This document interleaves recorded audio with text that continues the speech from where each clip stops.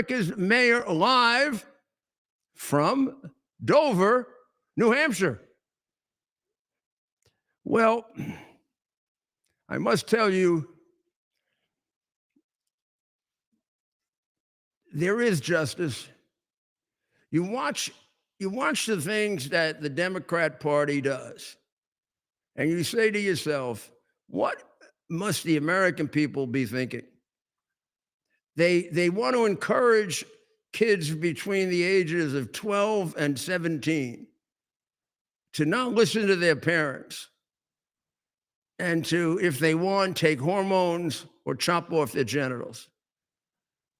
And they want to bring in substitute mothers and fathers to do it in California, Minneapolis, in the red communist states.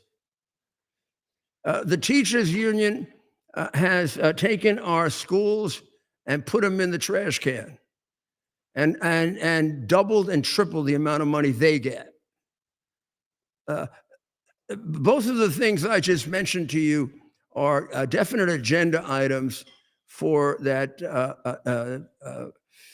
apostle of Satan, Karl Marx, that he wanted done in order to make the world communist. Well, he sure got it done in the United States. And now we got a bill in California, which fancy pants, phony sweet boy is going to support. Now you can see the effect of the last 4 years of what Democrats have been presenting to people. What I want to show you here is that this is a big swath. It's 20 to 2024. The Democrats lost 2.1 million registered voters. Now, there's a caveat to this that's worse. The Republicans gained 2.4 million voters. Now, these are registered voters. Missing from here are the states that don't require you to register.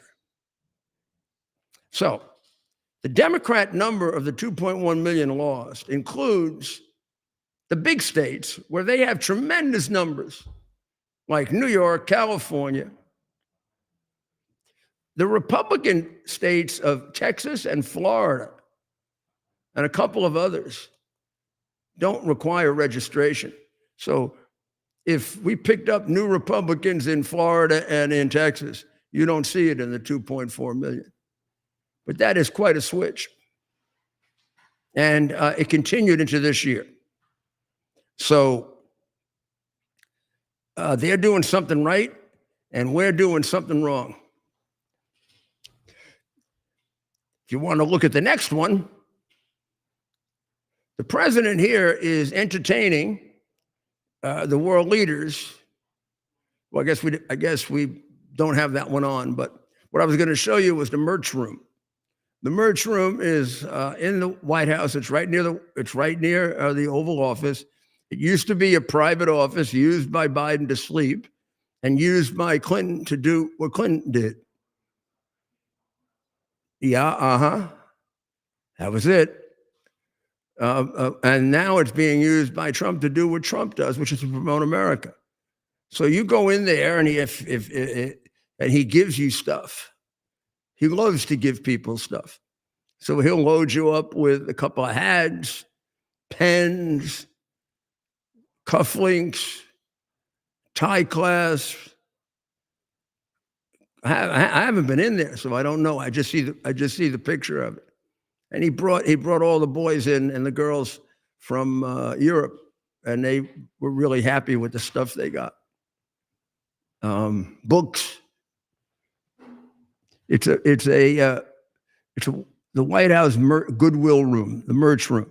It's a better use than what Clinton used it for, which was to disgrace the presidency.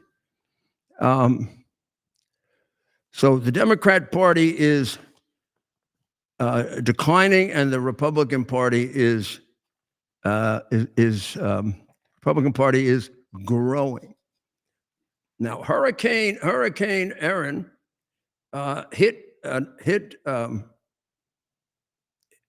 hit North Carolina. Now, when I say hit North Carolina, It didn't really. It was out. It was out to. You might take a look at. You might take a look at that. It was out on the. It was out on the north on the Outer Banks of North Carolina. It was out to sea, but the winds and the waves were high enough, so it did some real good damage, bad damage. It was a storm surge of at least 4 feet. Highway 12 had to be evacuated. But it wasn't the same as if it had hit the land, and it was the first of the year. And now, Ted, it's heading up north, but I think it's going further out to sea. So I don't know how much of an impact. They did close some beaches in New Jersey and in New York, but I don't know what kind of hit it's going to do on New Jersey and New York. Maybe, Ted, you can take, Rob, you could take a look at it and see. Yeah, well, it's as you said, Mayor, it's going to be heading back out to sea. I think it's probably at its closest point now, or within the last few hours. It's probably battering the beach with waves and so forth. But again, it does appear to be hooking a right out to the Atlantic. We can take that off now. So I would say that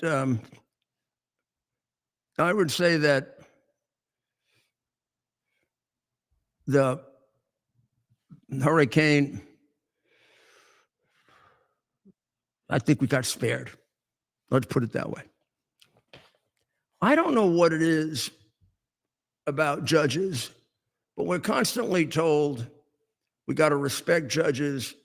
And of course we do. We got to respect the office. Of course we do. But we don't have to pretend that every judge is a good person. There are judges run the gamut of everyone. There really are very, very few moral tests for a judge. In fact, there's some amoral tests for a judge, like being heavily involved in politics and having to suck up to whoever it is that appoints you, which sometimes can demonstrate a character flaw.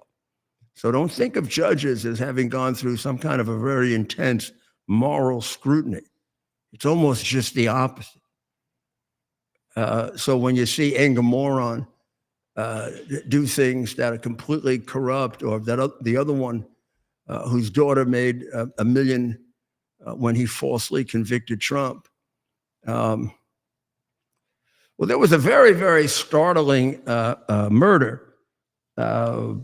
There was a very startling murder, and I guess it was back last year.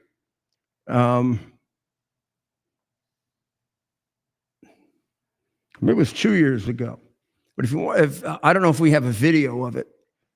The murder of Judge Kevin Mullins in Kentucky, in the town of Whitesburg, and he was killed. He was killed by Letcher County Sheriff, allegedly killed by allegedly. It's on video. Letcher County Sheriff Sean Steins. And he walked into his chambers, as you can see, and that's a rather strange picture. The guy doesn't really look. Apparently, that was his best friend, and they had lunch together. And Steins blew him away. Now, we don't know the motive for it, but there's something very interesting that has emerged, very horrible that's emerged. The judge, according to the evidence the police have now picked up, was running a sex for favors ring in the courthouse for himself and for others. And several women have come forward and are testifying about it. One woman was being extorted with the fear that the Child Protective Services, I guess she was in a case with them, would take her child away if she didn't comply with the sexual favors that the judge or court sexual ring had in mind for her. Another, who was a former deputy jailer, said everybody in the county knew about it. It was confirmed to me after working in the county jail, especially being invited to the party myself. The courthouse was like a brothel. And there have been, it has since been revealed that one woman, Sabrina Atkins, threw Mullen's name into the mix during a 2022 criminal investigation into a Letcher County deputy sheriff who was later jailed for rape and sodomy. Atkins claimed she was forced to perform sexual favors. And then Atkins said, "I seen Judge Mullins having sex with a girl in the judge's chambers." Now, the judge and the sheriff had been lifelong friends. So this just to take away the sheen that they have, because over the course of the last 4 years, and this is something that people are reluctant to take a look at, a lot of the judges have really screwed America. And there is this sense that there's something really special about them. They're only special if they're special. And they're no different than anybody else. And there's nothing about being a judge that suggests that they are morally better than you are. There might be things in the process of becoming a judge that suggest they're not. And this guy with the gun, well, now he's not up, but he seems to agree with what you're saying right now. The guy with the gun who took out that judge, he's agreeing 100% with what you said just now, that there is something wrong with the damn judges, and that was his best friend. Yeah, but I don't think he should have done that. Yeah, we agree that he shouldn't have. We don't take that into our own hands. What we do is we try to get it reformed, except in New York, it'll never be reformed. We've had 170 years of crooked judges. I mean, you saw it today even. They did reverse the $434 million judgment, but they didn't reverse. Not all the Democrat judges could bring themselves around to saying that the case was a sham, that was a fixed political case, that there can't be fraud because there was no laws, that Engelmoron conducted a completely unfair trial, and that he should be thrown off the bench. When that happens, then we'll start having a fair court in New York. But the court is run for the benefit and the greater glory of the Democratic political bosses of New York. And one of those judges, Manhattan Supreme Court Judge Josh Hanshaft, sentenced one William Hathaway to, he could have faced up to 4 years behind bars for the rape of a young woman, and he got probation. I guess, Hanshaft doesn't want to interfere in the guy's ability to get raped or rape. Gosh, why should we interfere in it? Do you understand how do we keep the guy on the bench? What do we want him to do it with other women? I guess. There's another Democrat judge. Speaking of Democrats, Mondani had in the past been very, very strong. A big issue with him, the president. The president is working really hard to save lives and reduce crime. Mondani is working to spread prostitution all over New York. He wants to make it legal for women to sell their bodies for cash. And he wants to make it legal on the theory that there'll be less of it. You can regulate it better. It'll be safer. And of course, this is the biggest liberal bullshit that ever lived. It's proven to be our undoing with marijuana and cannabis, right? And I have been against this for 40 years, saying when you keep something illegal, you reduce the number of people who do it. And you don't know the number of people you're reducing because they don't do it. When you make it legal, when you sanction it, you bring in a whole group of people that would never have thought of using it. And now the market goes up. And the market goes up for the legal and the illegal. You don't take organized crime out of it. Organized crime just goes a little further than whatever legal is. And you can conceive of how that would be true in prostitution, right? And you can see how it happens with drugs. And now we've got marijuana all over the place, and we have it at potencies 20 and 30 times what they used to be. And we also have studies, I imagine they were suppressed before, and big weed, like we have now, who's paying off all the politicians, doesn't let you see the studies from Sweden and Denmark. How 30% better chance of brain dysfunction if you use marijuana. You use it young, it goes up to 60%. And that was the old marijuana that wasn't as powerful as this. It has much more of an effect on the brain compared one-on-one with alcohol, a catastrophic amount different. Heavy connection with mental illness and destruction of the brain. And Mondami wants to legalize it because the only way socialists and communists can have a sway over you is if they have a compliant society. That's why they don't want you to work. That's why they get all happy like Biden did when you were making more money for not working than working.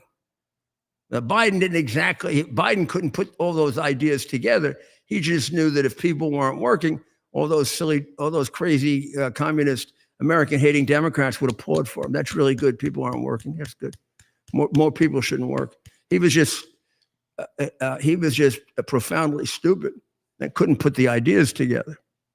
Now, you can't be profoundly stupid and compete and deal in this new AI world. That's for sure. So China, according to that great columnist, Ricky Schlott, China is doing something that we don't do. When they have their major exams in China, all the internet providers who provide AI cut off to students. Students can't get them during exam time. That includes Alibaba, ByteDance, Tencent, Moonshot. They're all shut down. And the kids have to take the exam without having the benefit of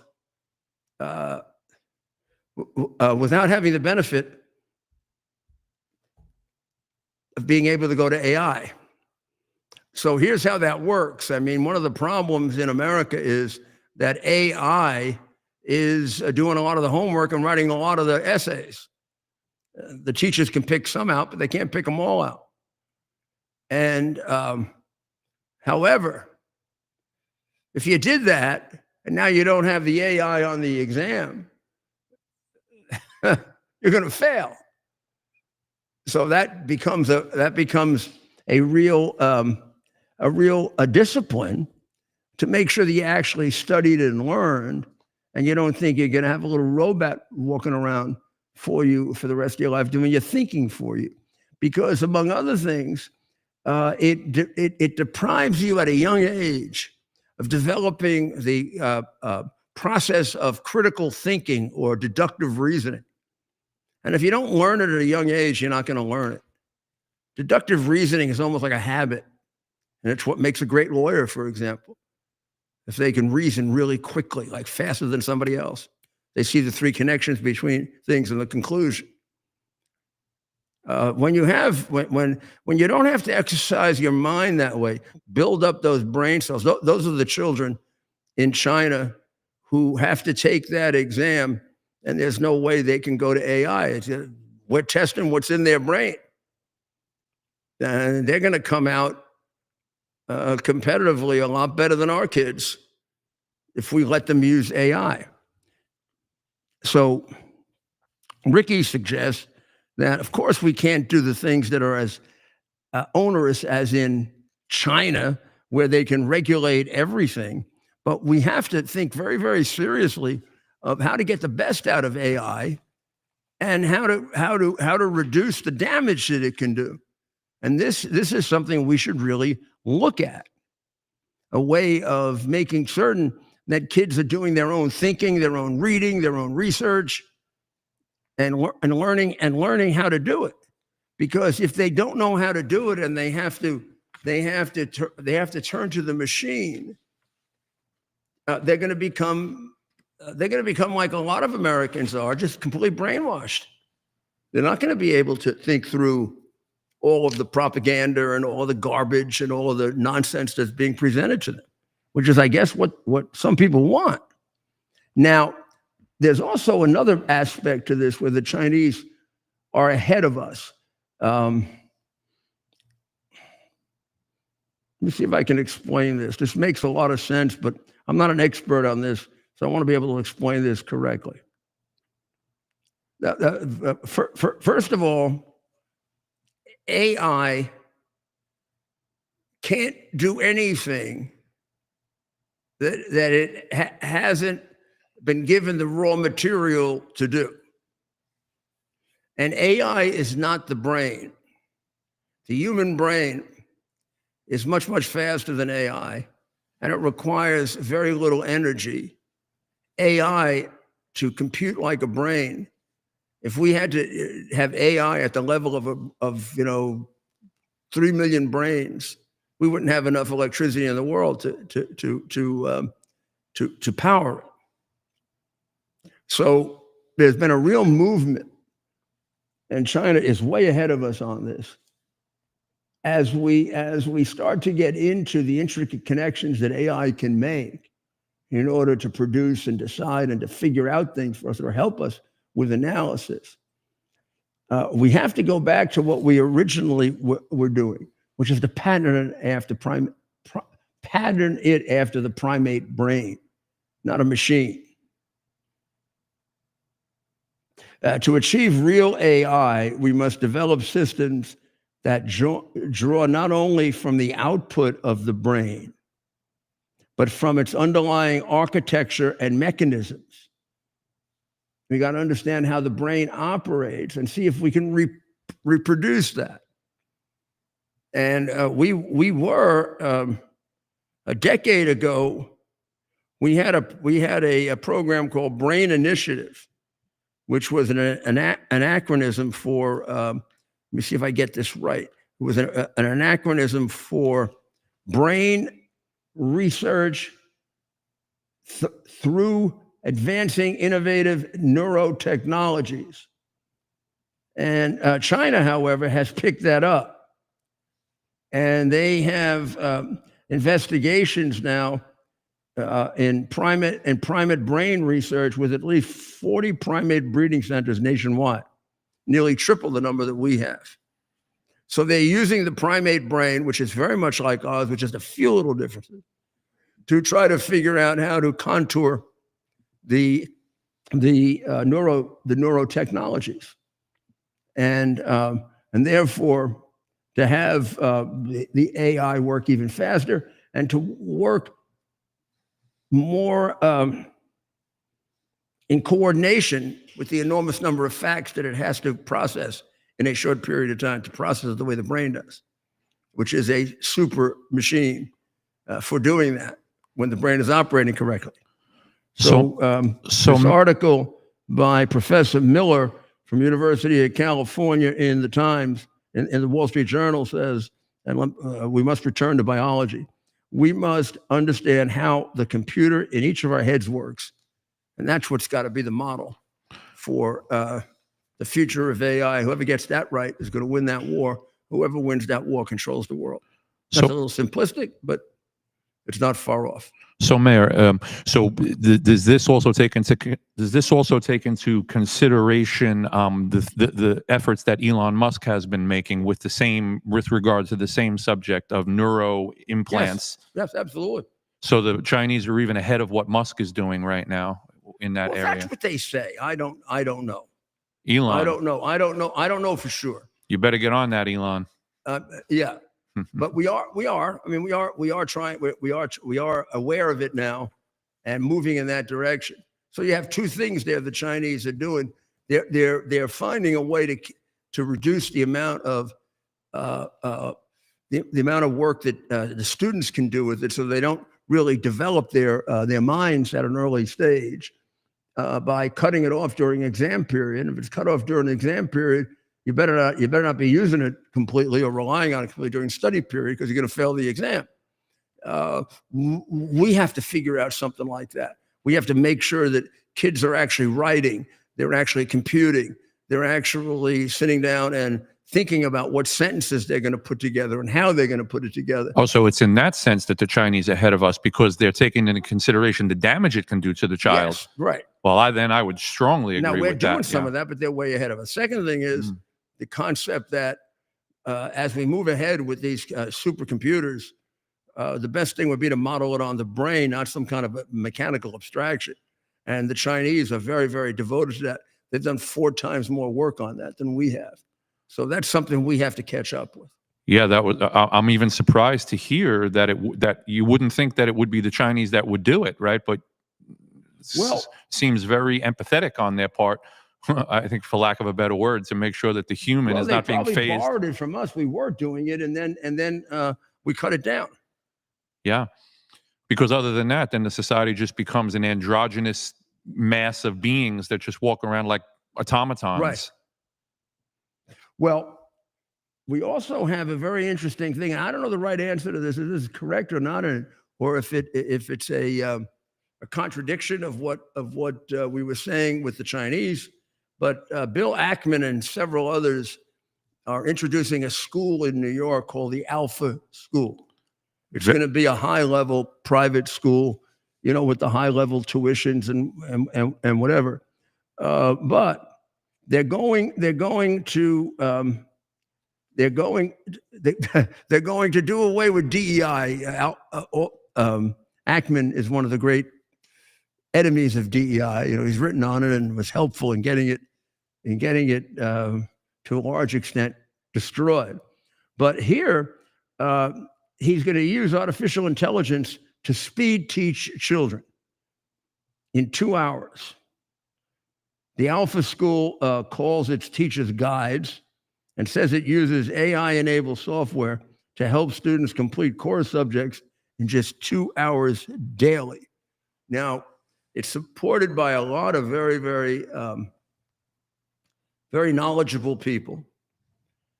He was having, I don't know if it was this weekend or last weekend or this weekend, but he's having a seminar on it that Mike Milken is going to be at also. It occurs to me, Mayor, that the adults might benefit tremendously from a program like that. Children, obviously, but I think the adults could use some speed learning. Without knowing more about how they're going to integrate it, you really can't come to like a really firm conclusion on it. Yeah. But we got to learn it, and we got to get ahead on it, and we got to be ahead of China. And there's just no doubt about it. I'm going to take a break, but I'm first going to tell you something that I see that Rob was surprised by. Do you know that only 4% of the people that are homeless because they can't find a place to live? So when you think about it, all this money and all this Democrat garbage about we got to have affordable housing. Okay, you have affordable housing and you'll take care of 4% of the homeless. But in order to take care of the homeless, how about we deal with the other 96%? Mental illness, drug addiction, straight out and out crime. That's the reason why the rest of them are out in the streets. You deal with houses, you get rid of 4% of them. And we're spending a fortune on that. And we don't even know how to do it. Homeless people are not sleeping on that street because they can't find a place to live. I mean, I knew that 12 years ago when I got them off the street beautifully, until liberals got back in charge again. So we'll be right back after this message. Can you get me a little... Are you ready for some action? I'm ready for action. Get the Elite TV plan only through the portal, 218 channels, and it's only $69.95 a month, Wow. including your free portal. That's cheaper than everyone else. Your favorite sports, movies, news, Wow. even daytime dramas. We're talking about ESPN, OAN, Newsmax, Wow. channels you can't get anymore in certain areas. Compared to the competition, this is a way better deal. Endless selection. Not to mention all the free music channels. There's over 700 premium and classic movies all ready to go. Wow. Plus, they got catch-up TV that allows you to go back and watch what you've missed or want to watch again. Cut your cable in half and get twice as much for free. Way more channels for half the cost. After the first year, the subscription then drops to $57.95 monthly, Wow. where you change or upgrade anytime. Go to QUXNow.com and get yours today. Use promo code RUDY. Act fast. These deals are selling out. Here we are, pretty much at the beginning of the process here at this pristine, I call it a laboratory. It's not like a factory, it's like a hospital. This is the beginning of the process for roasting. Deep grain, very good quality. Most people don't use this quality. We deal with small farmers because they like to know who we're dealing with. They give us the highest quality, all organic, non-GMO. You should know all Arabica beans, no Robusto, all Arabica. They're going to go into the roaster, and it'll get roasted for about 20 minutes or so.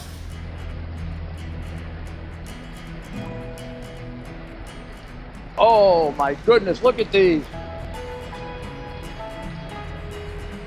My goodness.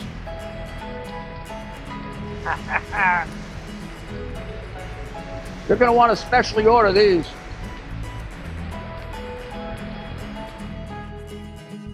This is what goes into Rudy's coffee.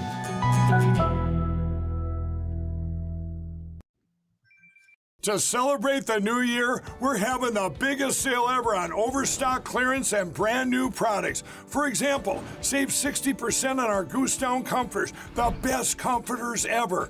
They go perfectly with our MyPillow bed sheets and duvet covers. Save 25% on our brand new kitchen towels. They're made with the same technology as our famous My Towels. Our initial quantities are extremely low, so get them now before they go. Our seasonal flannel sheets are finally in. You save up to 50% and they sell out fast every year, so order now. They're truly the best flannel sheets you'll ever sleep on. Or save up to 80% on all our clearance items. And this is where it gets even better. For a limited time, your entire order ships absolutely free. So go to MyPillow.com or call the number on your screen. Use that promo code to get deep discounts on all MyPillow products. And for a limited time, your order ships absolutely free. U.S. Army Major Scott Smiley paid a high price serving our nation. Scott was leading his platoon in Iraq when a blast sent shrapnel through his eyes, leaving him blind and temporarily paralyzed. Scott would become the first blind active duty military officer before medically retiring years later. Thanks to friends like you, the Tunnel to Towers Foundation gave Scott and his family a mortgage-free, specially adapted smart home. Show your support for America's heroes now. Donate $11 a month to Tunnel to Towers at T2T.org. And we are back. Good evening. We're back again with America's Mayor Live, and it's live from New Hampshire. This comes from the China Daily, I believe it is. This is a Chinese newspaper that is, I believe, I mean, this is the China Daily is a communist controlled newspaper, but this is a rather good essay on AI, and you'll get an idea of how the Chinese have this thing in balance. Now we do too. This is a question of who's going to get to the finish line faster and better. This is an editor. This is from the editors now. No particular author. This is from the editors of the China Daily on the editorial page. Artificial intelligence is reshaping civilization through a chain reaction of technological breakthroughs. AI has evolved from a single technology tool into a core engine driving economic, social, and cultural transformation. Ki Jugan, a distinguished scientist of the Association for Computing Machinery and professor at Westlake University, spoke to ChinaNews.com about the changes that AI would bring about in the economy and whether the global dialogue on AI is about competition or coexistence. Below are excerpts. It begins with this: there is not sufficient evidence or scientific consensus to suggest that AI will develop self-awareness. Such ideas remain largely within the realm of science fiction. Now, there are some tantalizing or frightening, however you look at it, things like when they were programming some of these AI supercomputers to close down and to shut down their programs. They began coming up with a lot of excuses, including trying to blackmail some of the people by inventing stories about how they were having affairs. Now, what is that? Well, I could see in a very intricate way how that is a combination of what's been fed into them. So maybe a lot of stories have been fed into them about affairs that go on and how it breaks up businesses and breaks up marriages, and it can act as a real deterrent against action, and then mechanically, without self-consciousness, that happens, but it gets awful close, right, to self-consciousness. The emergence of any new technology, such as the internet, has historically been accompanied by problems such as piracy and spread of harmful content. But the overall positive impact of AI on society far outweighs the negative. Well, I think we all agree with that, right? It advances productivity. It optimizes the way industry can operate. It's unbelievable for customer service, productivity, employment. They don't mention, but this is why they're really interested in it. It really is going to determine who's militarily superior, because you can have all the weapon systems you want if your neuro computers can invade the system. They can make it do whatever it wants. And is the development going to involve competition and coexistence? And what he's arguing for is it should involve coexistence, which means the vast sharing of information. And it is true, the more information you feed into the supercomputer, the more it's going to make a better decision. The problem with that is we're dealing with a monster. We're dealing with China. When there was less at stake, China was stealing technology and stealing work product and stealing work programs, and they know that they're despite whatever you want to say about where they are and how they're ahead or what their students are doing, we're still, in terms of brain power here, we're still way ahead of them. But it almost doesn't matter because they know how to steal our brain power. Yeah. So this is a real problem. You want this to be worldwide, and you want it to be you want it to have input of an unlimited amount of information, but you can't allow it to be available to people who are going to steal it. So I don't know how you work that out. I do know that what I've been reading a lot about it, particularly since they had those experiments about a month and a half ago, 2 months ago, where the computers rebelled against being closed down by coming up with their own extortion. Yeah, that was a crazy moment. But I mean, it gives you an idea of how powerful they are and what they can do by putting ideas together. Yeah, and they have no conscience. right. So I think if this idea of trying to get them to work more in a similar way, where the model for them is the way our brain operates, which everyone says is superior to the computer. Yeah. It requires considerably less energy and it works faster. Right. And it works in a more self-aware way. There's nothing that suggests that a computer knows that it's in existence. Well, yeah, the big divide between We do. right, computer intelligence and human intelligence is consciousness. Only humans are capable of consciousness, as far as we know. Well, right? other animals in a certain way, but at the same level. And right, that's well, why, yeah, and that's why biological organisms. And given the fact that the primate brain and the human brain are almost indistinguishable, except for 2 or 3 minor differences that make all the difference, right? In the DNA, yes. Yeah, that make all the difference.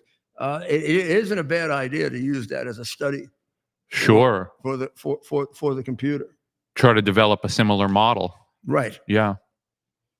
So Trump has ordered the Pentagon to send 3 Navy warships to interdict drug cartels off South America. Basically, we're talking about Venezuela. And we've got a $50 million reward for capturing him because we want to do an end. We really are getting serious about an end to this drug trafficking. And all the liberals are shaken. Oh, we declared the Mexican cartels terrorists. Who knows? We may interfere with the sovereignty of Mexico and bomb a couple of those. Mexico's been interfering with our sovereignty for 50, 100 years, sending all these bums in. Who the hell do you think runs our border? The Mexican cartels.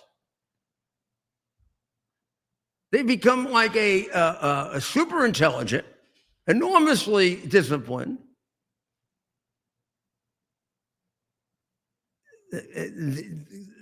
Basically, they decide who comes in and who doesn't come in. And they sell it for a fortune because please don't think they all come in at a border station and then they depend on the Democrats being corrupt and allowing them just to go through. And then they don't do it because the Republicans don't. No, but there's all these places in between on the border where you can just come in all by yourself, particularly if you got a big gang of 50 or 100 people who know that border. They keep watching out and they see there are no border patrol around and boom, they take the massive high-value Chinese spy right over, or the guy who's bringing in incredible amounts of fentanyl or any of the new drugs that are developing so damn fast we can't even keep up with it. Slight little overdose, slight little mistake, person's dead. So I don't know what our Navy is going to do down there, but a lot of that stuff does come up by ship. And not only that, they've got a lot of weapons. Trump's not fooling around. I'll tell you that. Thank God. Not fooling around. The Justice Department, again, got denied, and this one was in New York or New Jersey, I'm not sure. New York on letting out Jeffrey Epstein's grand jury testimony. The judge did make the point, though, stop bothering me for it. You got an entire file. Why don't you release that? I don't know. I don't know the answer to that. But, I mean, that is kind of hurting right now. I'm very surprised because it was in Texas, but a federal judge in San Antonio, Texas, which is a Democratic stronghold, a judge named Judge Fred Beery held unconstitutional the law just passed in Texas that every school, or maybe every school room has to have a plaque with the 10 Commandments on it. And he decided that violated the First Amendment. What he means by this, I don't know. Ultimately, in matters of conscience, faith, beliefs in the soul, most people are Garbo-esque. They just want to be left alone, neither proselytized nor ostracized. including what occurs to their children in government-run schools. I have no idea how you're proselytized or ostracized by a plaque that says, "Thou shalt not kill."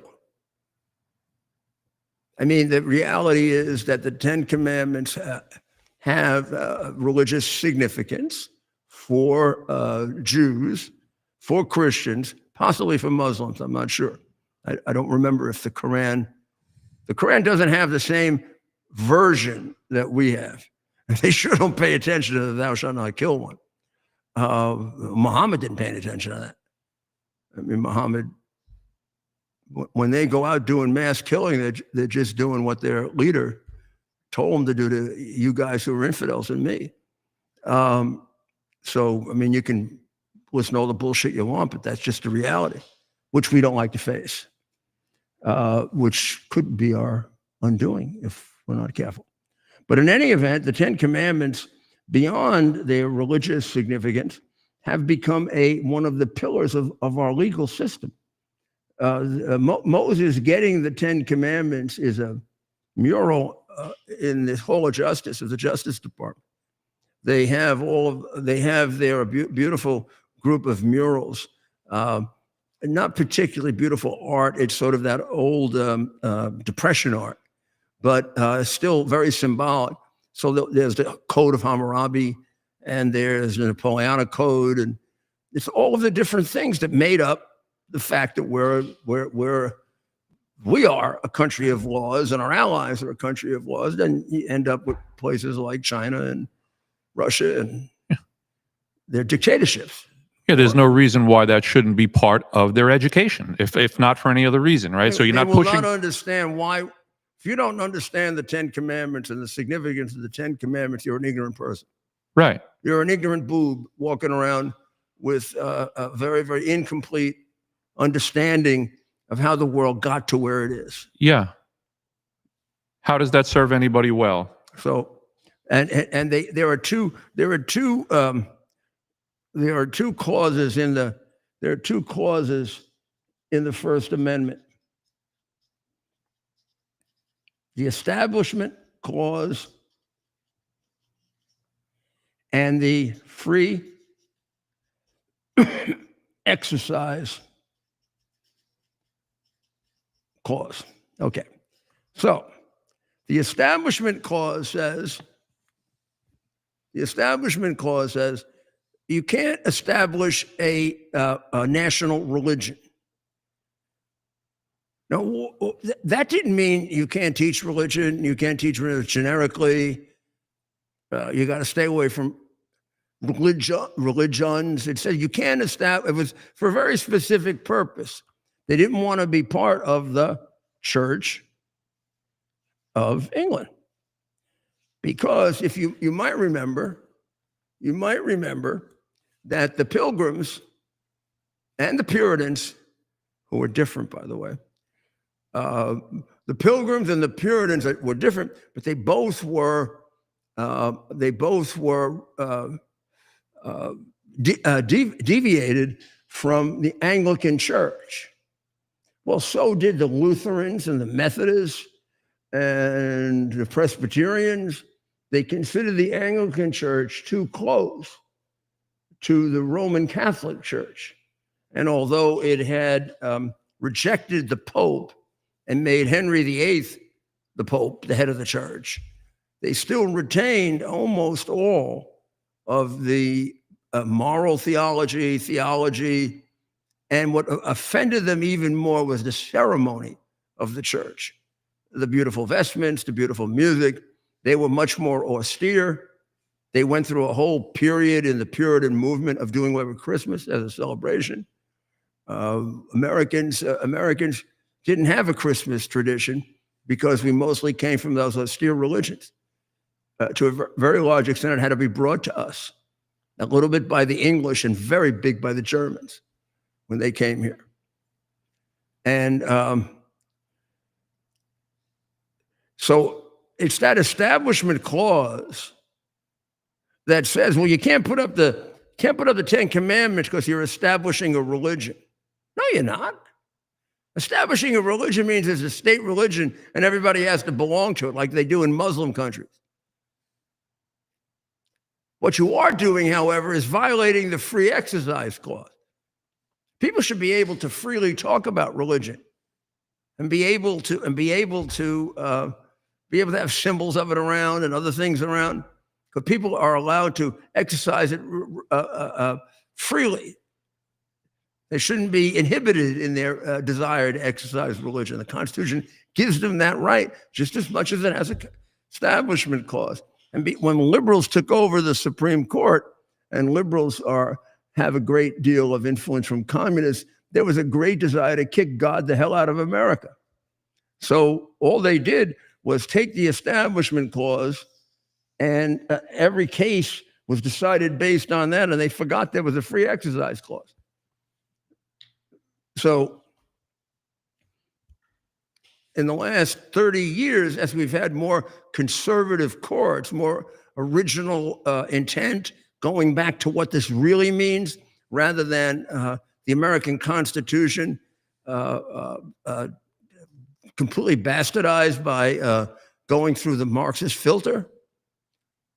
Let's see if we can take out the things that hurt us in becoming Marxist. Oh yeah, well, that free exercise of religion one better go.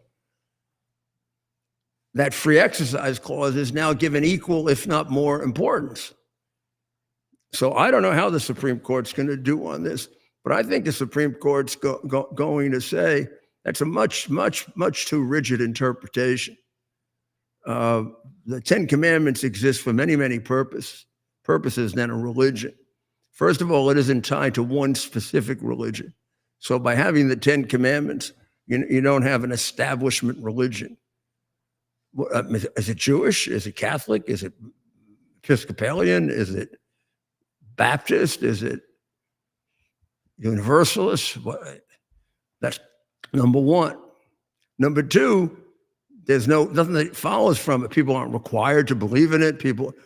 And finally, it has lots of other purposes to it other than religious, unless you want to make believe that religion had nothing to do with the development of this world. And maybe it had the most to do with it. Who knows? But you're an awfully ignorant person if you're going to not study religion. Well, I think there's unfortunately a very large percentage of the people that would fall into the category of uneducated, especially on these matters. And I can speak for myself in the time that I've spent with the mayor. My God, my eyes have been opened to so many things that I hadn't really, I wasn't pressured by my educational experience in the public school system to become aware of these things. But when you are aware of it, it makes you a smarter man. Well, and then you have a man who took New York City, and everybody knows what happened there. So maybe it really does affect your decision-making process. It makes you into a better leader, a better decision maker, whether it be for your family, for a community. Education is important, and they're trying to deny everybody of that. It's obvious. They're trying to deny you an education. Well, I mean, it is enormously important in order for you to make good decisions for yourself, your family, your coworkers, to know who we are and what we are. And we are a product of all that came before us. And if you don't understand all that came before us, you have a very difficult time understanding what the right decision is. So, for example, I am a very big believer when they say, "Oh, somebody's a foreign policy expert." I want to know how much they know about history. Yeah. You tell me you're a foreign policy expert, but you don't know history. You're a bullshit artist. Now, first thing I do when a new country comes up is first I read a short outline history so I can get through it quickly. Then I go in here and I say, best history of Ukraine. Now I get it and read it. I did it when I first went to Ukraine. I do it now. Every day. Yeah, I mean, I that's why I have a Kindle. And so if I don't have a lot of time, I read a short history of. And then when I have more time, I read a complete history of. And I'm always looking for the best one because there are a lot of history books that are. And I think if you don't know the history of Russia and Ukraine, you're going to be totally lost in trying to figure out what the hell's going on. Because A lot of this goes back to who are they? Yeah. Are they Russians or Ukrainians? Are they the same, Russians and Ukrainians? Or aren't they the same? Now they're Slavic, but nobody thinks that Poles are Ukrainian or Russian, and they're Slavic. So the history will tell you a lot of how the current situation is viewed, how people value themselves, how they think they're being loyal to their culture or disloyal to it, what they're going to fight for and die for. You've got to know that. Like, I think one of the great failings in Vietnam was we really didn't know the history of Vietnam, and we never saw the natural animosity between Vietnam and China. And instead of approaching it the way we did and losing so many people, we could have approached it by trying to separate them, which is what we finally did under Nixon and Kissinger with China. Now, that was one of the great foreign policy decisions in history, and one of the worst. It was great as long as it lasted. It was the worst because it made us completely immune to analyzing what China was doing behind our back, and made us very anti-Russia and pro-China when we should have been right in the middle, to play them both off against each other, which is what Trump is trying to do. Now, Putin makes it hard because either he's a liar or he plays this game where, I mean, what he just did is like a terrible mistake for him. Trying to give the impression that he's going to make peace, saying that, well, you can put together your own security. You can't go into NATO, but you can have NATO-like security. I mean, that was a big concession, which then would allow Ukraine to feel better about some of the givebacks they would have to do, particularly since some of the givebacks they have to do breach what they consider to be the security wall. Now, if Putin meant what he said, and they can not be a part of NATO, but have NATO-like security, that's better than the wall in Donetsk. You remember the map? The wall in Donetsk just covers a little thing like that. Security inside of Ukraine, supplied by NATO or NATO countries, with the expertise and backing of the United States, which Trump had gone a long way in making available. In fact, he had the head of his Joint Chiefs of Staff working on it for 2 days. That gets you a long way to the solution for not killing people. And then they pull the rug out from under you.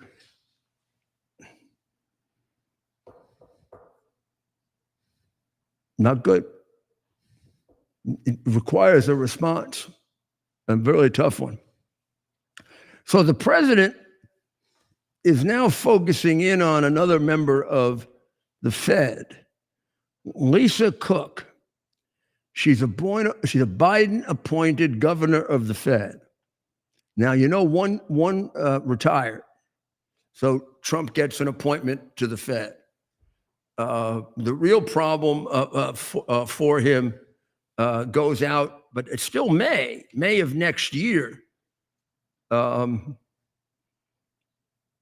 is when he gets to select a new chairman and gets to remove Jerome Powell, or Jerome Powell has to step down. You say, well, why can't he just remove them? Well, the Supreme Court has made it pretty clear, although I think incorrectly, but that's a heck of a discussion of administrative law, and that unlike almost all of the other agencies, the Fed is semi-independent, and therefore you can only remove the chairman for sure, and possibly the governors for cause. And cause usually means some kind of crime or unethical activity or horribly, not showing up for work or whatever. So Lisa Cook, according to, and he's become like quite a investigator, this guy, Bill Pulte, who runs the FHA. He's the one who caught,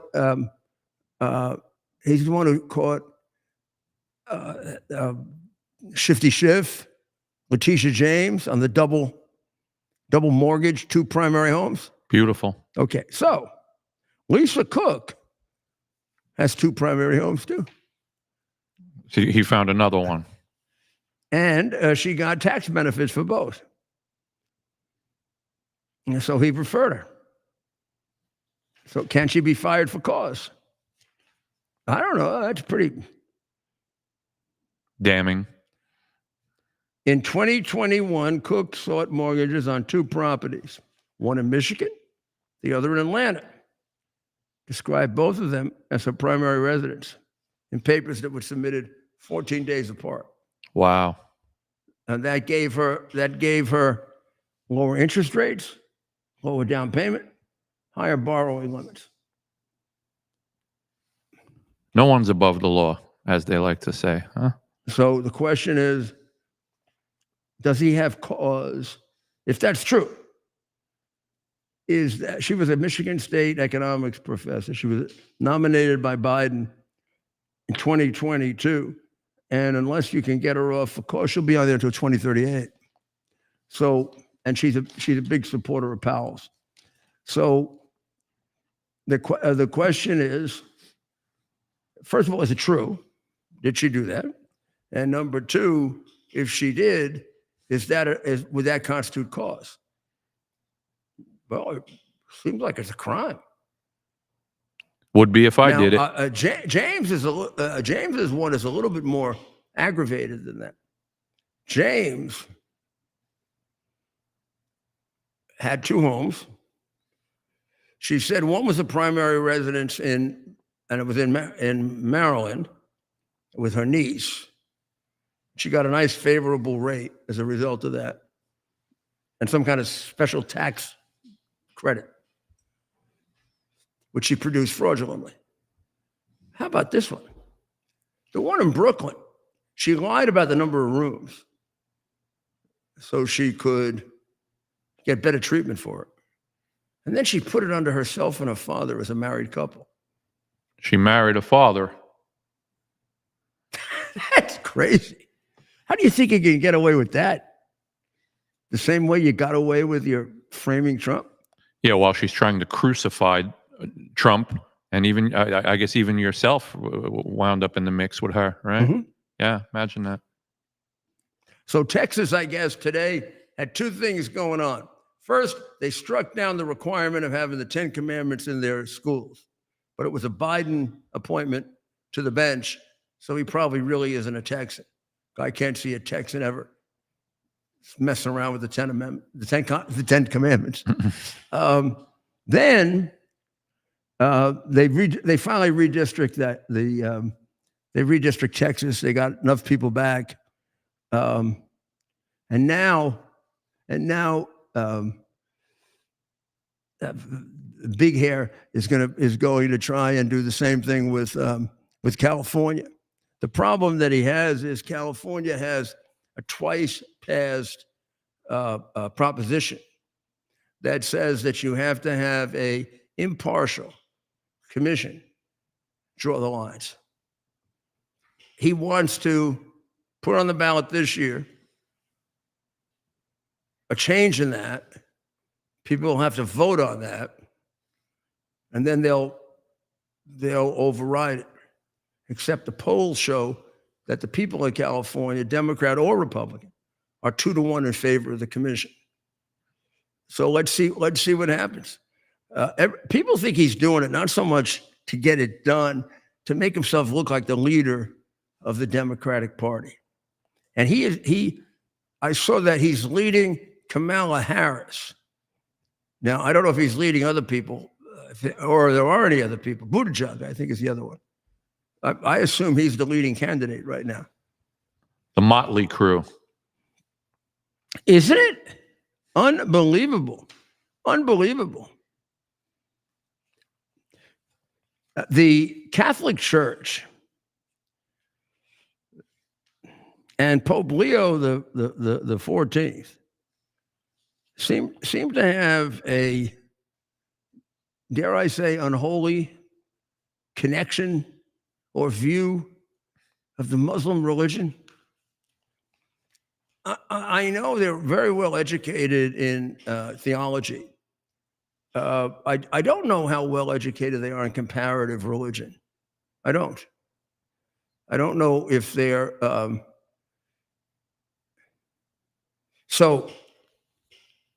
The Catholic Church, and now there are bishops that are very upset about this. Bishop Anastasius Schneider of Kazakhstan in March said, "We're witnessing an invasion. They're not refugees. This is an invasion, a mass Islamization of Europe." And it's true. I mean, they're asserting in certain places that Sharia law should prevail. Yeah. Not English law or French law. Maybe Germany too.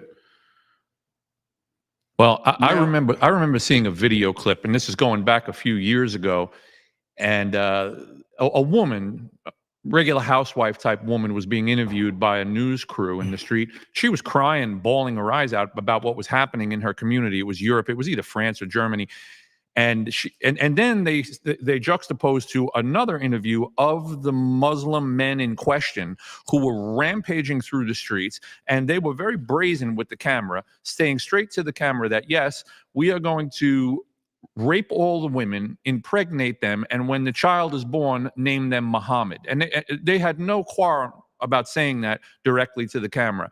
And apparently that was years ago, and it seems to be what's happening. The UK is in big trouble, from what I understand. I mean, this is what happens when you open up your borders and you allow mass immigration into your country. There's such thing as sovereignty. There's a reason for it. Really a shame. Yeah. It's really a shame. Well, now, so that's Bishop Athanasius Schneider of Kazakhstan. Here's Pope Leo the 14th. This is on July 25th. In a world darkened by war and injustice, refugees and migrants stand as messengers of hope. Their courage and tenacity bear heroic testimony to a faith that seems beyond what our eyes can see and gives them the strength to defy death on the various contemporary migration routes. No acknowledgement that any large number of them are drug dealers, human traffickers, sexual perverts. I mean, you look the ones that have come into the United States. I mean, they're one massive Trans-Nicaragua, MS-13. I mean, every single one of them seems to have some kind of a sexual abuse charge. This was, and it stands to reason if you just open the borders, right, you get the worst people. Brazen criminals. Who is the Pope? Who is the Pope caring about? Something has gone foul. I mean, what the other Catholic priests who are going to get in trouble say is, if you study the religion, if you study the Muslim religion, it's a totalitarian religion. It's a religion that has to dominate. It creates as a goal for the faithful of the caliphate, they're taking over the world for their own good. And then you kill them for their own good. Or you make them submissive taxpayers. Right. Which apologists for the Islamic religion say it shows how tolerant they are. They'll let Jews and Christians live. But you have to live as a dhimmi, what they call a dhimmi. You have to live as subservient to them. Yeah. Where would that be acceptable in Western society without the left wing going nuts? If you said, oh yeah, well, the Muslims can live in our society, but as a dhimmi, and they'll have to pay extra tribute to us. That's letter and verse is the religion. And American people are, there are sophisticated modern people who go to work every day, pay taxes, are able to operate motor vehicles without crashing into each other. I mean, give yourselves more credit, American people. There is something that is maybe better about you in order to be able to function in a civilized society. These people, who the hell do they think they are? The nerve that they have you're the top of the food chain. Yeah. I mean, this is another horrible thing. We have degraded Western civilization to the point that we've made our kids ignorant. If you want to know what dominates the world even now, it's Western civilization. It's the most productive, the most unbelievably unique, the fairest system that ever existed. Which gets me to the criticism of Trump in reviewing the Smithsonian Institute. And they're saying, oh, he wants to censor it so it's the MAGA Institute. Oh, horseshit. What he wants to do is, what Trump is doing is he's trying to, as quickly as possible, remove all of, let's call them the tracks that brought us to being a Marxist society and country. Different tracks, different trains, and they all came into the station, and now we've got disregard God, no morals, do anything you want. You don't have to be married. You can do whatever you want. You can change your sex anytime you want. And if anybody gets in your way, you can push them around. God, there's no God. You're God. You're your own God, because it's a hedonistic, completely narcissistic society. This is all, what I'm telling you are all the things that Marx and Engels were aiming for. And I don't think they've ever gotten to this level of achievement yet. I mean, I did a podcast a couple of years ago. I remember I did it here in New Hampshire, but over in Manchester at the ballpark. And it was for the end of the year. I had to do an end of the year podcast that I did it. And I called it, I think I said Train to Marxism. And I sort of measured how far along we were to getting into the station. And it was during the Biden administration. And I think I concluded we were kind of in the station already.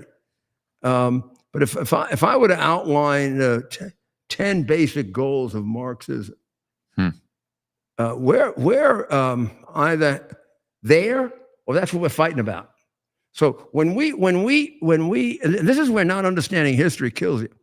When we argue over, should you take down the statue of George Washington?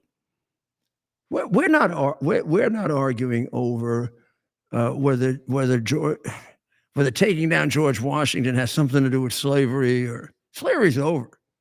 What we're arguing about is the idea that you can rip our culture away from us by taking our heroes from us. Karl Marx wrote that. Take their history away.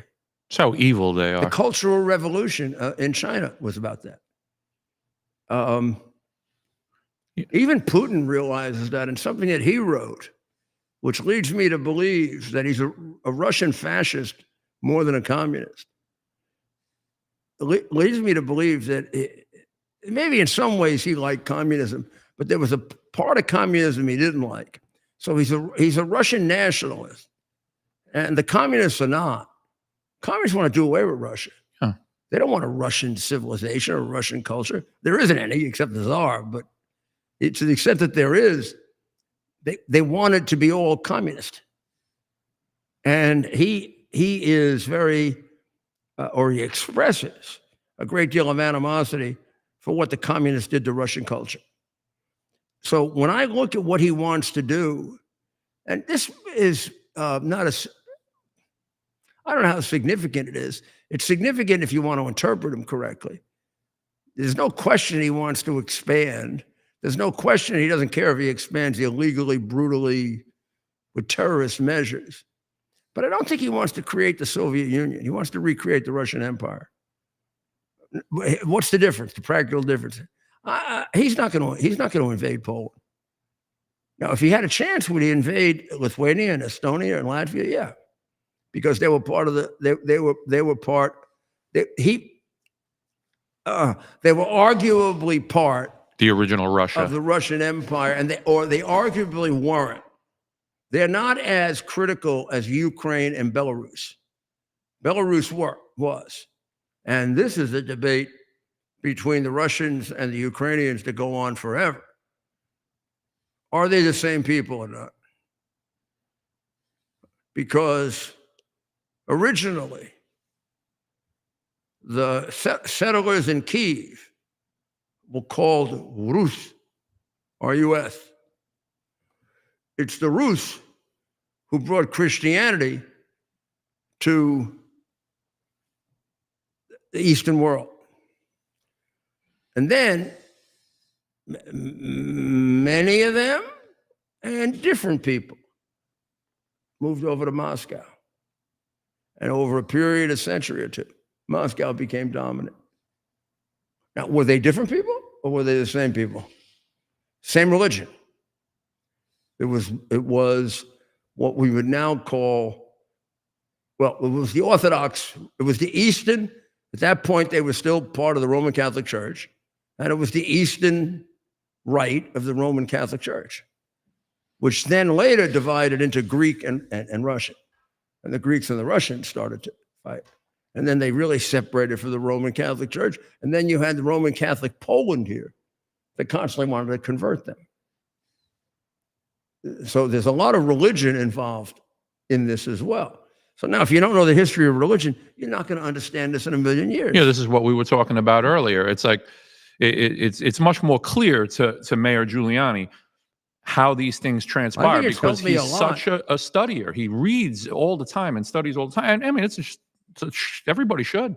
But I think it helps me a lot in understanding. Oh my God! It helps me a lot to be around you because of the things that I learned from hearing you speak. I mean, I'm not trying to keep. But it's true, I mean, listen, we live in a merit system, and the mayor believes in merit. I think anybody who's a logical thinking person believes in merit. And the communists who have no empathy they probably see Western society and its empathy as an impediment, and they use it as a conduit to try and turn people into a bunch of virtue signalers over things that it confuses the people, so you have to feel like with the COVID thing, you have to say that, I got my mask on, look at me, I'm a good person. Everybody feels like they have to demonstrate themselves as being a good person. But the problem is they have no knowledge about what they're trying to be good about. If they knew what they were talking about, they wouldn't have to rely on virtue signaling. They could rely on merit. And that's what the mayor relies on, merit. When he speaks, he's speaking from knowledge. Knowledge is merit. Well, here's what socialism and communism can be summarized as, and I'm going to paraphrase it, but this is Marx, this is Engels, this is all of them. From each according to their work, to each according to their need. Right? So it's grounding. Work, need. Now, let's say like New York, maybe being generous, about 55 to 60% of New York works. About 60% is dependent. All right, let's make it when I came into office, it was about 55-45. 55% worked, 45% were on welfare. No, I'm sorry. It was about 40. It was 60-40. It was 60-40. I looked at that and I said, 60-40 is an awful lot. It's really close to tipping over the other way. So we could end up with 55% not working and 45% working. Now that 45% can get pretty angry. They're going to say, gosh, I'm working my ass off. I got 2 kids, 3 kids, 4 kids. I got a wife. I got family problems I got to take care of. And I work, 2 jobs, and my wife works a job. And the guy next door Sitting on his ass all day. hasn't worked in 10 years. Yeah. He sits home and reads books or whatever the hell he does. And he gets to live in the same And apartment he gets building. the same amount of money I get. Yeah. Or if he's a member of the Communist Party, he gets more money than I do. He doesn't do anything. Yeah. That is why every experiment in socialism Fails. has fallen apart in great violence. Yeah, it causes tremendous animosity. 27 out of 28. Now, China hasn't fallen apart yet, but it's about to. When you look at Venezuela about 20 years ago, 30 years ago, if you read the business magazines, was going to be the great giant of the Western Hemisphere. And it looked like it was on its way to doing that. It has, and it similar in some ways to Ukraine. It has tremendous natural wealth. Brazil also. I don't know if it's ever really been examined in Brazil, because Brazil is so big. I've always made a secret bet on Brazil, but they've had just as many problems. So, and they had I don't know if they had a good government, a bad government. They had a more capitalistic government for a while, and they were really predicted to go to the sky. And then Chavez took over, and it's a disaster. And now Maduro. Now they're in the hands of the drug dealers. And the brain drain is unbelievable. The complications now of Venezuelan migrants or aliens is very hard, because there are, in fact, a group of Venezuelans. Now, many of them fled a while back, and they were already integrated into the society because they're hardworking people. But there are people legitimately fleeing Venezuela because it's an oppressive communist regime. And there are also people that are not legitimately fleeing, and they're being sent here by Maduro, like Castro did, by emptying out his prisons to do tremendous damage to us. And probably Venezuela has per capita given us the most criminals and the most dangerous criminals. Yeah. And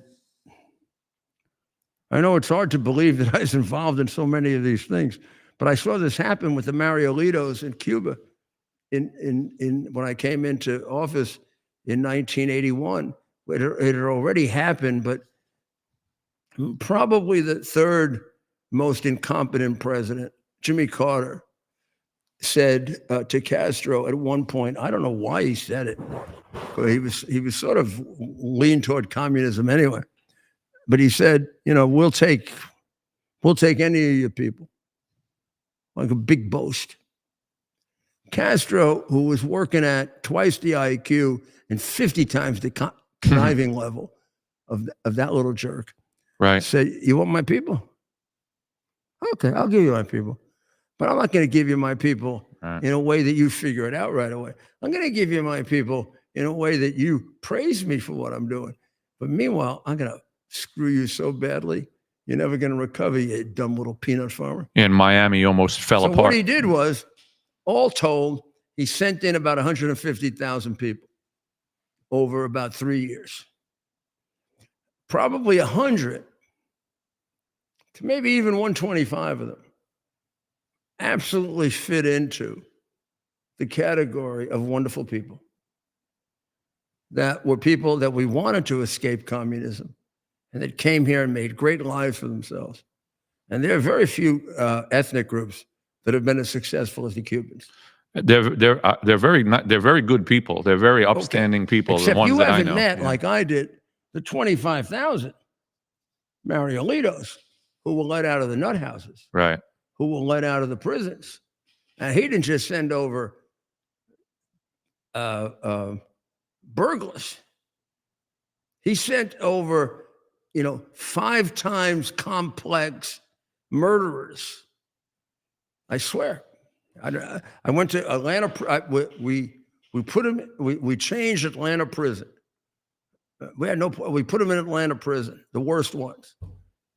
And I went to Atlanta prison. Atlanta prison used to be the famous prison for the mafia. I knew Atlanta prison backwards and forwards. From the time I was U.S. Attorney, the time I was Associate Attorney General, I was in charge of the Bureau of Prisons.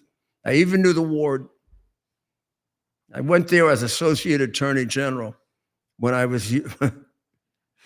decided to use it for the Mariolitos. And he had a big sour puss. The warden, who was a friend of mine, had a big sour puss on. He said, "What did you do this to me for?" I said, "What? I put these guys in and we took out." He said, "Yeah, but I used to have all the Italians here. It was fine. At least you could control them. The worst thing is we had to worry about their smuggled Italian meals on Sunday." Yeah.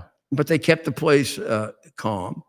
No matter how crazy the criminal was, they wouldn't touch him because they're so afraid of the mafia. And a little Italian guy, big giant guy, the guy'd say, "Yes, sir, no, sir." He said, "Now they're gone.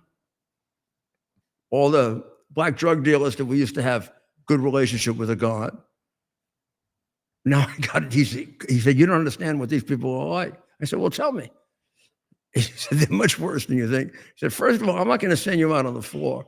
Because you go out on the floor like you used to go when you were Associate Attorney General, when the Italians were here and the blacks, and they had and when I say the Italians and the blacks, it was the ones who worked together, like Nicky Barnes and Vito Genovese. So they were friends." He said, I put you out there to throw a piece of shit at you." Right. He said, they're crazy. They throw shit at people. And then he said, "We have this thing. I don't even understand yet. I'm trying to understand it. We have the aggressive and the submissive homosexuals from the Cuban prisons. And we actually got some Cuban prison guards from the communist Cuba that gave us advice about this because they wanted to be nice. He said, you gotta figure them out and separate them. Because the aggressive ones, if they see the submissive ones, won't have sex with them. They'll just kill them." And so we don't understand why. We would think they were submissive and they would have sex with them, but they just kill them. Well, that's a telltale sign of some kind of. We've had 4. We've had 4 killings already. Yeah. So we had no idea. We take 2 guys, we put them together. One's a tough guy, and the other's a submissive one. And instead of whatever the hell they do, Yeah. This one killed that one. So now we have them in separate places. I said, "Can I go look?" He said, yeah. I'll tell you one thing. One good thing about them is they're more hygienic and they don't throw feces around. They don't throw feces around. Oy. I said, "Well, that's a big plus, Gordon." So we went there and they made some comments and stuff like that. But they were the other group, wow. The Mario boat lift was a minor version of what Biden put us through during his administration, except it was limited to 120,000, 150,000 people. Biden, we don't know what it was. Bare minimum 12 million. That's an effing invasion, right? Yeah. And we're working our way through it. I got to tell you, on that issue, I don't even think his opponents can fault him on what he's done with immigration. He's really gotten it under control. And this stuff about how they're mean to people and come on. Like I don't think we have the video. I should have asked you for it. I know what you're talking about. The guy they tackled today. Yeah. And then they made a big thing about it. Look how terrible they treated him. Oh, those ICE people are so bad. They're really bad people. He was just a little guy working, trying to help his little family. But Yeah, he was wanted for sexual abuse of a 3-year-old. Yeah. He's a freaking animal. Right. I mean, and now you'll go back out and you say, how about you hit him a couple more times? Yep. It was a And I don't understand this. What are cops supposed to do if you Right. resist them? Yeah. What are they supposed to do? Look, Yeah, let you run away? I work with cops all my life, and my uncles were cops, so maybe I see things from their perspective. But tell me how I'm wrong about this. My job is to arrest you. I don't know. You talk yourself into an arrest, you jackass. Now, if you want to, I can make it easy or I can make it hard. It's up to you. It's like that Rhode Island Attorney General. Yeah. Right near here in Rhode Island. She's an assistant attorney general. She goes into a upper scale bar, gets herself stinking drunk, and they throw her out. I don't know if we have this video. Yeah, that was another video we should have. Well, you know what? When I master this instrumentation We'll here, I'm going to tomorrow. have this stuff for you. But so the bar calls the cops.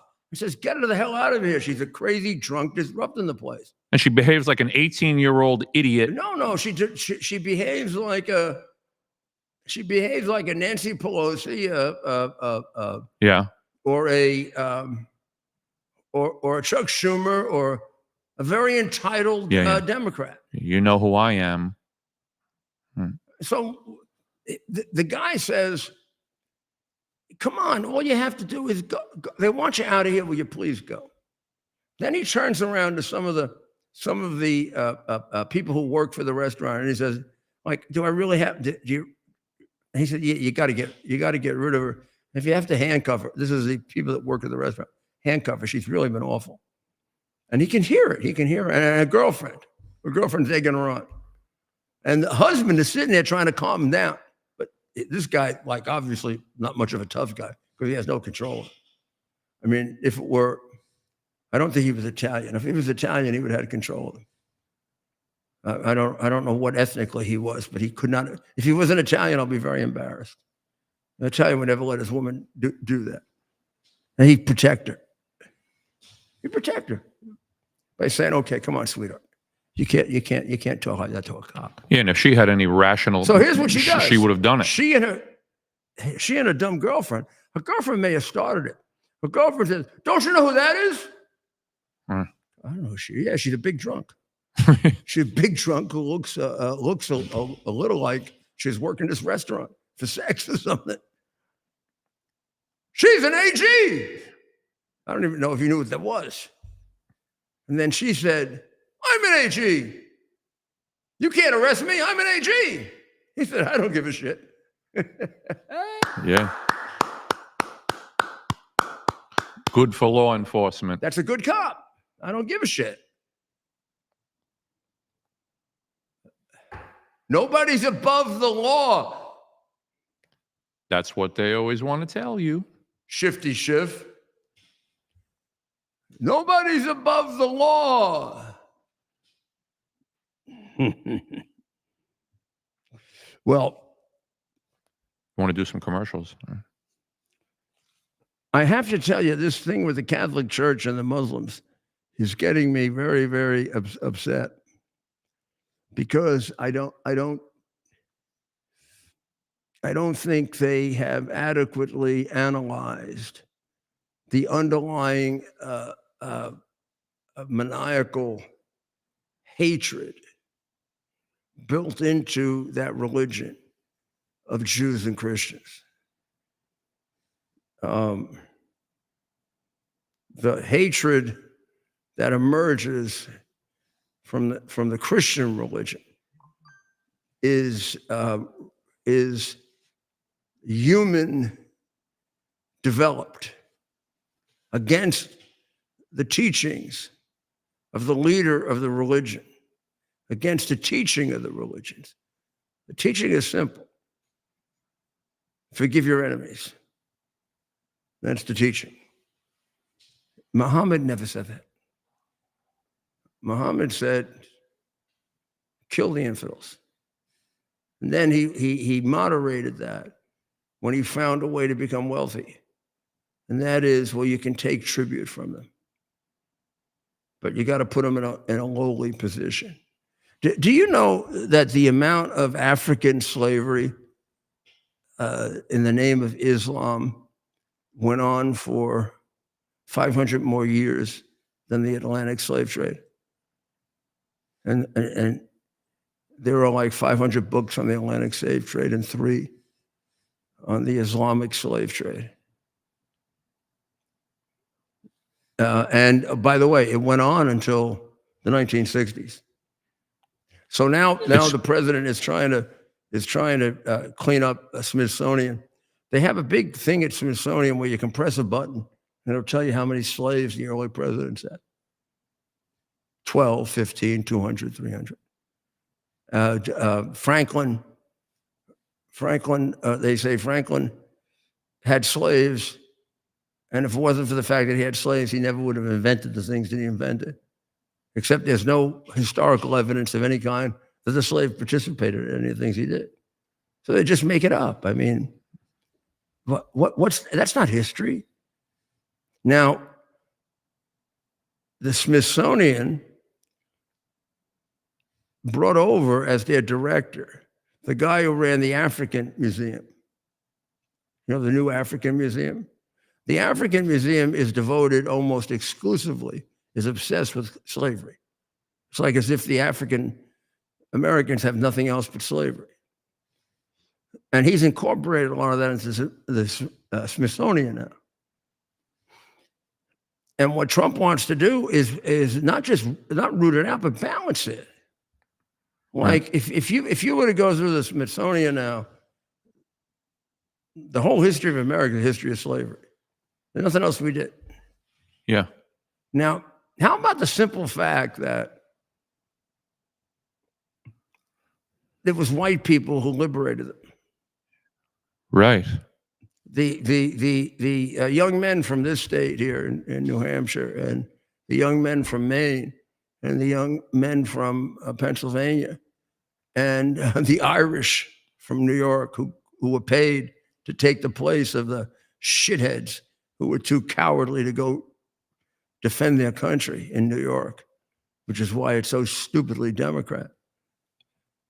It was those patriots who were very, very anti-slavery, who fought that war and died in record numbers.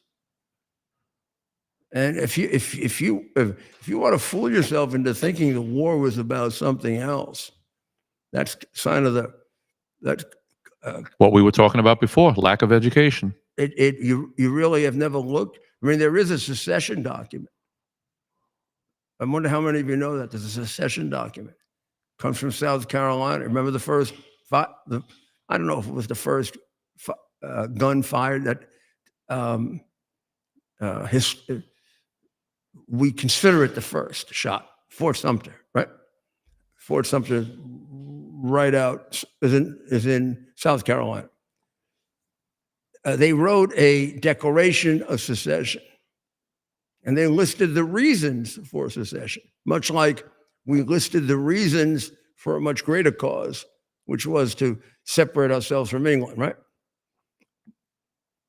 So you want to tell me the war wasn't about slavery when that was the first reason that was listed? What, do you want to make up history? I didn't write it, you didn't write it, they did. I'll give you another example. When things weren't going well for the Union, for the North, and they were losing battle after battle, one bad general after another, much better army, the South. He was starting to have morale problems, Lincoln was. I don't know if he already had the draft riots in New York, but they had draft riots in New York. The reason he decided on the Emancipation Proclamation, and then eventually the 14th, 15th, and 16th Amendments, was to raise the morale of our troops so they were fighting for something higher than themselves, more important than themselves, which is human liberty for Black people. And he did, and that's how one of the ways he won the war. And there was a lot of opposition within his cabinet because they thought it could be hard for him to put things back together again if he did that. And so, and there was a lot of support for it too, because there were very, very strong abolitionist groups that thought Lincoln went too slow. The abolitionist groups thought Lincoln went through too slow. The people that wanted to be more accommodating thought he went too fast. And the guy had to deal with the biggest problem any American president had to deal with. This country split in half. If you didn't handle it right, there'd be no country left. And he was losing. And when he did the Emancipation Proclamation, and then eventually put it into the amendments, people rallied. He got recruits. People rallied like crazy to fight for slavery. So I don't know if there's another place in the world, because I've tried to check world history. It's hard to check this, where white men fought to free black men. Right. But 300,000 plus white men died in a war where the major purpose of the war was to preserve slavery. How's that for an American story for you? Why isn't that story told along with the story of how there was slavery, which was like the rest of the world? Yeah.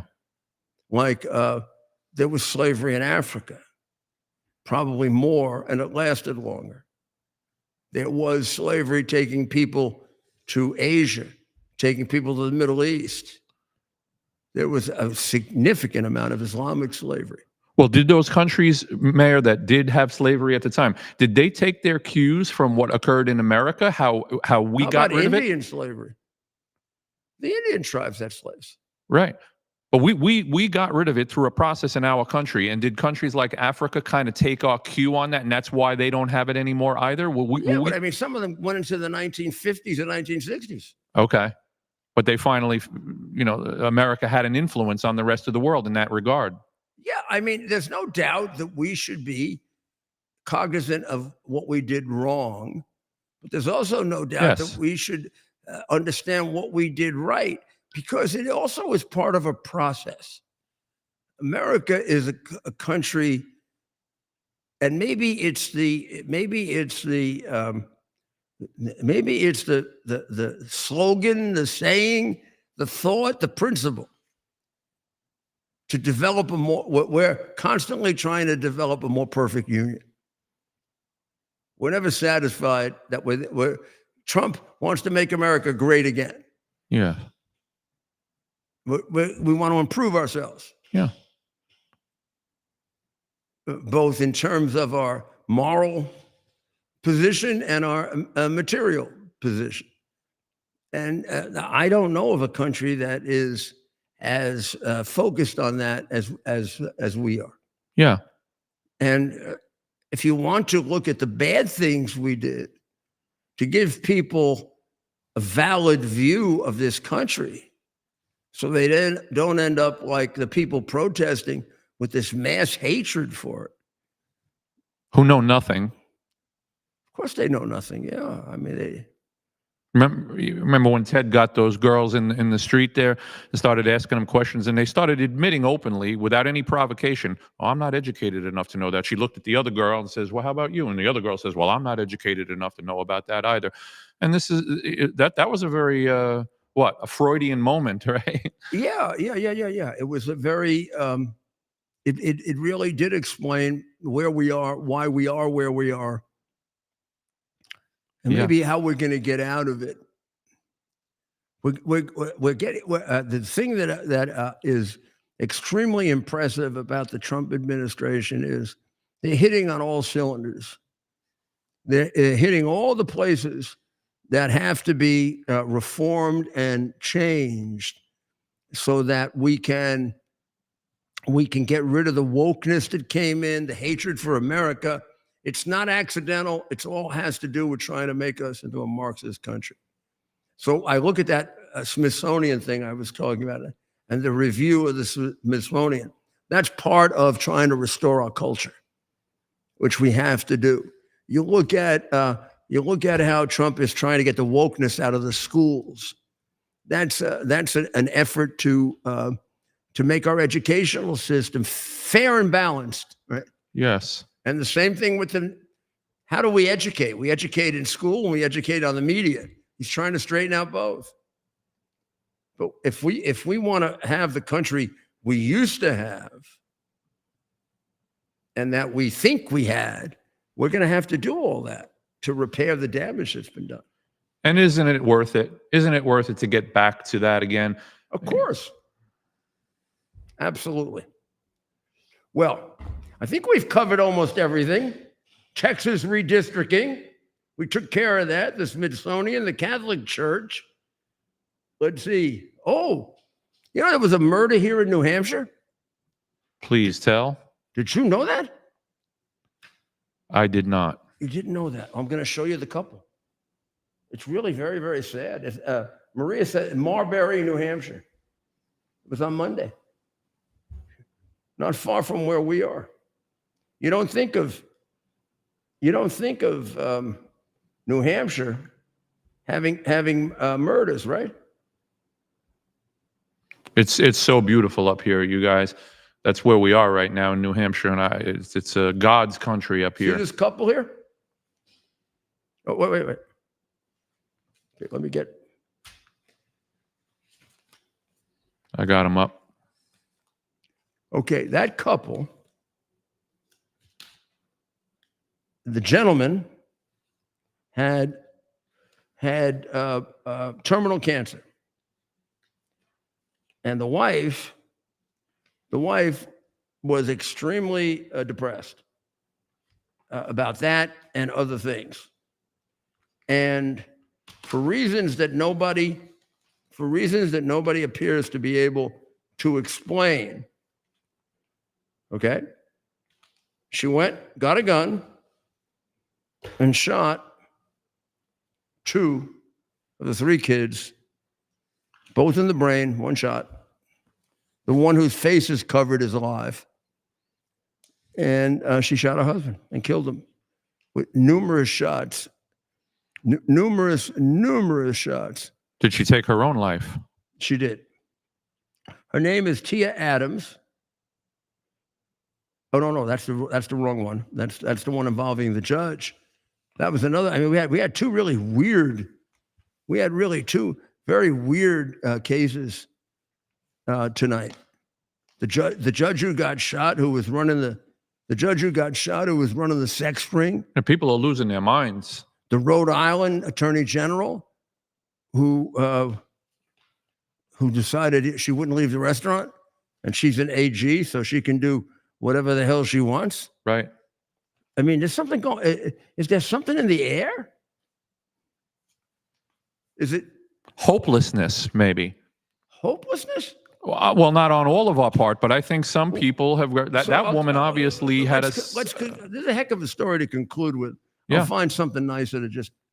But so this happened on Monday, and the woman's name that you saw up there is Emily Long, and she killed her husband Ryan Long, she was 34, he was 48. They had 3 kids: Parker 8. And Ryan 6, and then they don't give the name of the one who survived, who obviously is the youngest one. It looks like he's about 3. And early on Monday, the police were called, and both kids were shot in the head, and the father had multiple gunshot wounds. And then she she shot herself. The neighbor said it was a perfect family as far as we know. Wow. The couple's 3-year-old child, the little boy there is 3, is the lone survivor. Oh, what the hell's he going to go through? Huh, Ted? Oh, forget it. Rob. Yeah, his life is going to be. He was found alone and unharmed. And she was the director of operations at the restaurant chain Wingets. And they lived, as I said, in Madbury, New Hampshire.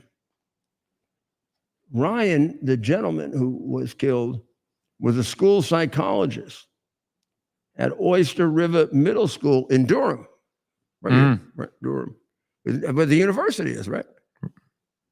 And he reportedly was diagnosed with glioblastoma, a highly aggressive form of brain cancer. So in a TikTok that she posted 2 days ago, or 2 days before the shooting, she told her 8,000 followers that her kids were struggling and she had been really depressed. But I'm determined to create normalcy. This is 2 days before. I've been struggling so much and really depressed and just have really become reclusive and just wanted to be with my kids and my husband. That being said, I'm making a change and it's starting today, and I'm making a point to get out of my depression and do this for my family. And then 2 days later, she turned around, killed her husband, killed 2 of her kids, and killed herself. That was her idea of resolving it. Human brain, huh? Well, demoralization, they say one of the key components of demoralization is the inability to be able to delineate the difference between right and wrong. So if these incidences, which appear to be on the increase, I hope not, but it kind of suggests that our society is becoming increasingly demoralized according to the rules of demoralization. That makes sense. So we'll end on the note that we began on, which is that Putin's got to be stopped. Now, you could say from playing his games, but the longer he plays his games, the more innocent people die and children. And the more children are taken for trafficking. And this is not a normal man. This is an evil man. And I just take you back to my book, chapter, Leadership. Stand up to bullies. Only thing they understand is standing up to them. And then their knees shake. So it's time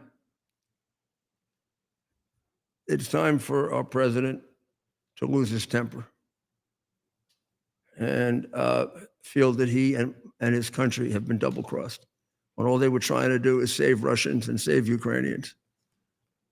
And we should immediately put the sanctions into effect. We shouldn't even talk to them, just put them in effect. And say, now, if you want to get out of them, this is what you got to do. Otherwise, we'll keep them there for good. And we're going to make them worse. And when we find exceptions to it, we're going to close it. And our objective is to starve you to death. We hate to do that to the Russian people. But that's the only thing we know will work, because it worked the last time. You know it'll work too, Vladimir. That's why you rushed to the conference and bullshitted me. I don't appreciate that. I'm telling you what I would do. We've got to change the dynamic now if we want to be effective in saving lives. What he did is treacherous. That whole thing on Friday, and now Lavrov, you can have NATO security. No, we have to approve the security. You can have a summit. No, you can't have a summit. We have to go. Come on. Come on. Do that to an amateur.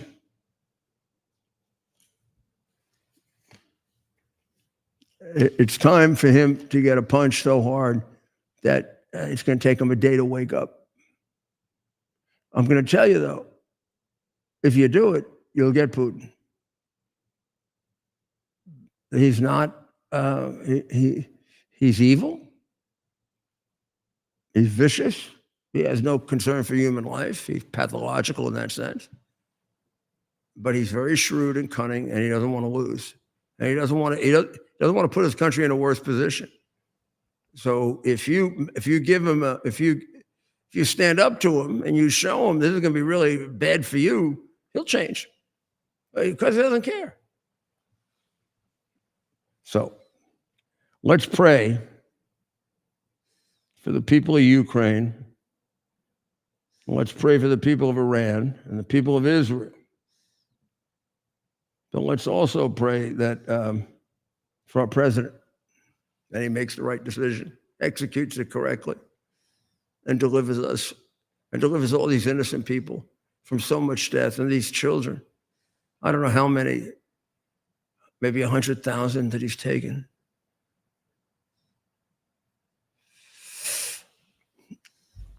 So we need God to help us, to guide the president and to guide us and to move us in the right direction. Yes. So we'll see you tomorrow night, 7 o'clock on Lindell TV, 8 o'clock on X. Both are on X. And let's see what happens. There'll probably be some developments between now and then. I can't believe it's going to stay much longer than that. This is very dynamic the way it's moving. So God bless America. God bless America. U.S. Army Major Scott Smiley paid a high price serving our nation. Scott was leading his platoon in Iraq when a blast sent shrapnel through his eyes, leaving him blind and temporarily paralyzed. Scott would become the first blind active duty military officer before medically retiring years later. Thanks to friends like you, the Tunnel to Towers Foundation gave Scott and his family a mortgage-free, specially adapted smart home. Show your support for America's heroes now. Donate $11 a month to Tunnel to Towers at T2T.org. Here we are, pretty much at the beginning of the process here at this pristine, I call it a laboratory. It's not like a factory, it's like a hospital. This is the beginning of the process for roasting. Deep grain, very good quality. Most people don't use this quality. We deal with small farmers because we like to know who we're dealing with. They give us the highest quality, all organic, non-GMO. You should know all Arabica beans, no Robusto, all Arabica. They're going to go into the roaster and it'll get roasted for about 20 minutes or so.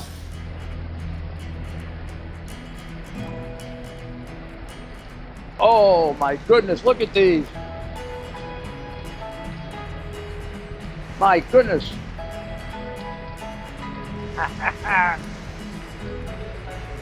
You're going to want to specially order these.